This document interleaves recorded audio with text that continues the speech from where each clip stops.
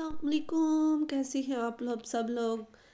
बहुत ही मज़ेदार सी आज हम खुबानी की चटनी बनाएंगे। 4 चम्मच शुगर ले लिए मैंने, शक्कर, आधा चम्मच दादड़ मिर्च, आधा चम्मच लाल मिर्चों का पाउडर। खुबानी को मैंने आधी प्याली ली है, इसको अच्छे से धो के 1.5 गिलास पानी डाल के इसको मैं पकने के लिए रख दूँगी।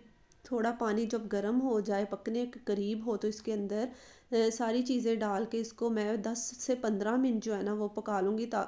आधा ग्लास जो है ना तकरीबन पानी इसके अंदर रह जाए, थोड़ा ठंडा करेंगे और उसके बाद इसको मैं चम्मच से चेक कर लूँगी। ये हो गई है, तकरीबन गल चुकी है। इसको मैं डालूँगी जग के अंदर और फिर मैं इसको ग्राइंड कर लूँगी। बहुत मज़े की, बहुत ज़्यादा टेस्टी ये खट्टी मीठी खुबानी की चटनी है ना जो बन के होती है तैयार। आप इसको किसी भी चीज़ के साथ यूज़ कर सकते हैं, पकोड़ों के साथ, फ्राइज़ के साथ खा सकते हैं, फ्रूट चाट में डाल सकते हैं। ये बहुत मज़े की लगती है, आप लोग ज़रूर ट्राई कीजिएगा। उसके बाद प्यारा सा बाउल लूँगी, उसके खुबानी की चटनी जो ग्राइंड की है ना उसको मैं बाउल के अंदर शिफ्ट करूँगी और इसको थोड़ा ठंडा होने के लिए छोड़ दूँगी। ये देखें, इसकी थिकनेस चेक करें, ये कितनी यमी लग रही है देखने में और खाने में सोचो कितनी मज़े की होगी।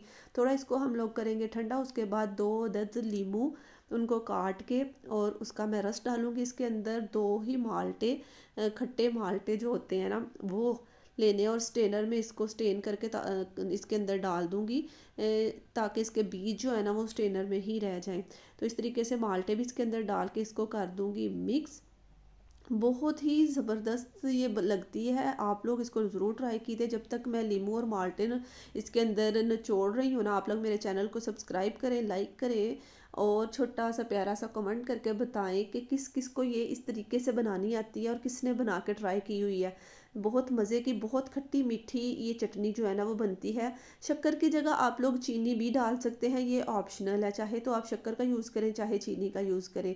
ये देखें कितनी मज़े की ये जो है ना बनी है हमारी खुबानी की चटनी। इसको हम थोड़ा सा चाट मसाले से करेंगे डेकोरेट और फिर देखें इसकी फ़ाइनल लुक।